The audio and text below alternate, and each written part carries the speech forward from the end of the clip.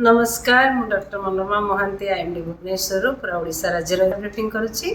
आज 23 मार्च 2026 आम विश्व पाणीपाग दिवस पालन करुचु सेलिब्रेट करुचु जोटा आज विषय वस्तु रही ऑब्जर्विंग टुडे प्रोटेक्टिंग टुमोरो जोटा रही ओडिया आज पर्यवेक्षण काली को सुरक्षा जोटा कि आम जो ऑब्जर्वेशन नहीं कि विभिन्न माध्यम रे विभिन्न इंस्ट्रूमेंट यूज करके जो ऑब्जर्वेशन नहीं कि फोरकास्ट करूँ पूरा देशवासी सुरक्षा पाई सेटा आज थीम रही जो ऑब्जर्वेशन केवल आमर ओडिशार नुह कि इंडिया नुह पूरा विश्व आम ऑब्जर्वेशन पूरा डेटा मेट्रोलॉजिकल डेटा नहीं एक्सचेंज करके बेस पूरा आमर सरफेस पाइका माने पानी पाइका जमी ओशन पाइका इवन एयर पाइका फोरकास्ट दे पारुछु देबार सक्षम भी हो पारुछु।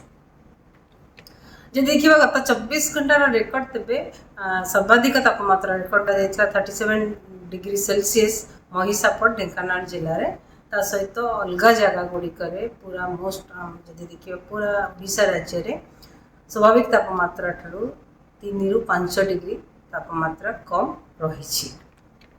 पारलाखेमुंडी 36.2 डिग्री सेल्सियस रही Dhenkanal 36.1 degree Celsius Bargarh 35.8 degree Celsius record करा सहित सुंदरगढ़ दिन तापमात्रा स्वाभाविक तापमात्रा 6.3 डिग्री सेल्सियस कम रही केउंझर 5.6 डिग्री सेल्सियस कम रही भुवनेश्वर में 2.4 डिग्री सेल्सियस कम रही कटक 3 डिग्री सेल्सियस कम रही।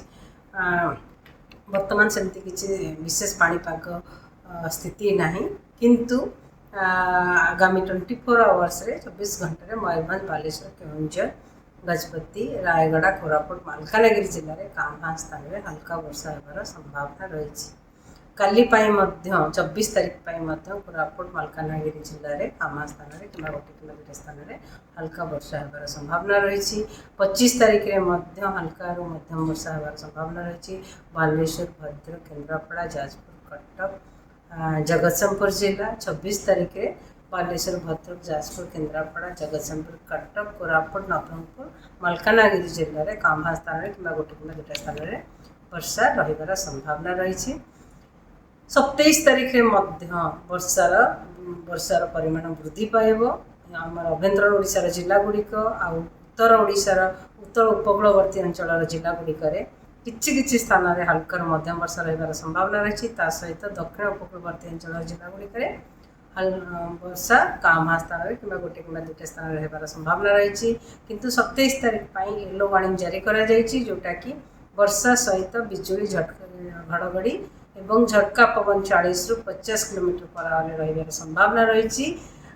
जिला गुड़िक बरगढ़ झारसुगुड़ा सुंदरगढ़ केउंझर मयूरभंज बालेश्वर जाजपुर भद्रक केन्द्रापड़ा कटक जगतसिंहपुर कंधमाल गंजाम गजपति रायगढ़ जिले में ता सहित 28 तारीख में वर्षा कंटिन्यू रमर अभ्यंतरण ओडिशार जिला गुड़िक मोस्टली हल्का मध्यम वर्षा कामहा स्थान में होबार संभावना रही किंतु उपकूलवर्ती अंचल जिला गुड़िक सहित मयूरभंज केउंझर जिले में हल्का मध्यम वर्षा किछि स्थान में होबार संभावना रही। सहित वार्निंग जारी करा जायछि केउंझर मयूरभंज बालेश्वर गंजाम गजपति जिला को येलो कलर वार्निंग जोटा देखिए वर्षा सहित बिजुली घड़घड़ी झटका पवन 40 ରୁ 50 किलोमीटर पर आवर रहिबार संभावना रही। 29 तारीख में कामहा स्थान में हल्का वर्षा होबार संभावना रही। मयूरभंज बालेश्वर भद्रक जाजपुर केन्द्रापड़ा जगतसिंहपुर कटक कोरापुट मालकानगिरी जिले में किंतु वार्निंग किछि जारी करा जाय नाही। जब देखा तापमात्रा दिन तापमात्रा पूर्वानुमान तेबे दिन तापमात्रा आगामी 4 ରୁ 5 दिन भितर 2 ରୁ 4 डिग्री सेल्सियस बढ़िबार संभावना रही। परवर्ती समय विशेष परिवर्तन होबार संभावना नहीं। धन्यवाद।